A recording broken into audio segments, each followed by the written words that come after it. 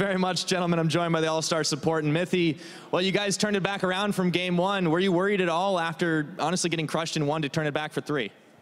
I was worried a little bit after game one because we had not played against like such a fast-paced style before, like not, yeah, especially not on stage. So it was really surprising, and I think we had the right draft on game one. Like we proved it on the second game, but we just kind of like made a mistake, and then they like just like snowballed through us. So. Yeah, what do you think about this lightning animal style that it's been coined from Fnatic? Do you think this is something that's going to start being adapted by other teams?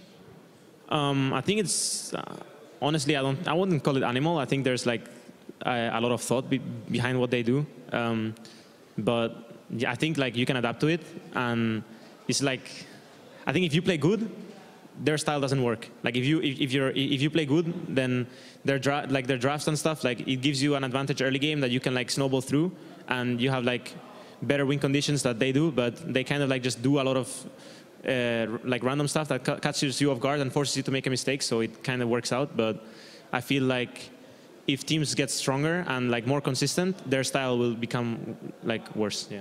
Yeah, and throwing you guys off guard is something that hasn't really happened that much in the European LCS. G2 has been, famous for being at the top pretty much consistently. You guys hadn't lost a split or a series until up against Rocket in week 10. Do you think that loss and then now this Fnatic experience has like helped you guys become a better team?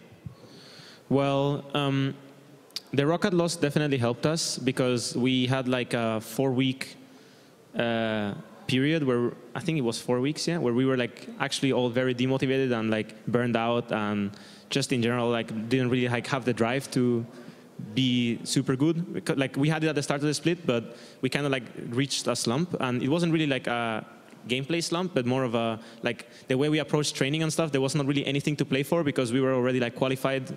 Like we were already first place like 4 weeks in, like after IEM and everything, we had like 0 losses. So I guess like that kind of, especially with how much we were working on everything, kind of like put everyone in like a burnout period for a second, and we kind of like just like brought ourselves together, and the Rocket loss even helped us out because everyone's chip was like, okay, now it's time to try hard again, and I think it was good, yeah.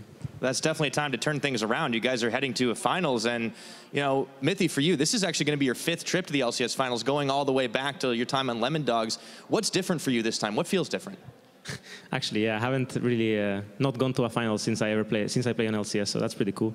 I don't think there's, the difference doesn't really come from like now and then. It's more like now everything is just so much more professional, and teams just work harder and are more prepared, or just not harder because we played a lot in Lemon Dogs, but we just like work better, like we practice better and everything. So I think just like time has like made me mature more, and League has also matured too. So that's the only thing that's really changed.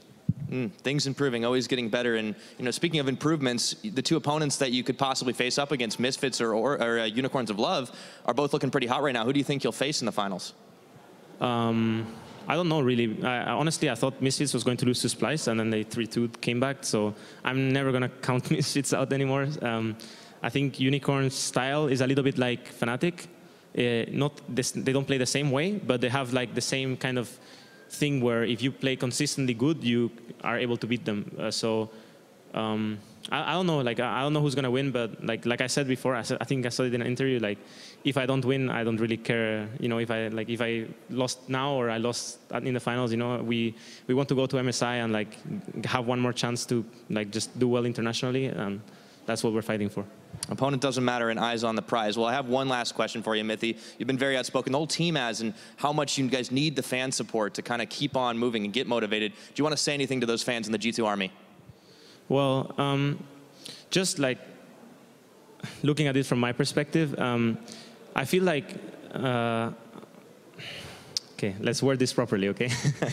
I feel like G2 has made like a lot of bad decisions, like for example MSI, and like our performance at Worlds was not good, and so on, and also like Luca being outspoken, and just like things hasn't gone like very well for us, like our interaction with the fans, right? But at the end of the day, we are the European team that like one of the most like important European teams right now in terms of like performance, right? And it would be nice if just everyone gave us like the shot of like the trust to like just believe in us, because we are really working really hard, and we are putting like the most effort I have ever put in to like just like prove that that we can do well internationally, and I have done well internationally before. But I think just like having the moral support of the fans behind us, and not like having people laughing at us when we're actually like working hard for you guys to just like make you guys proud, it would be nice. That's really all.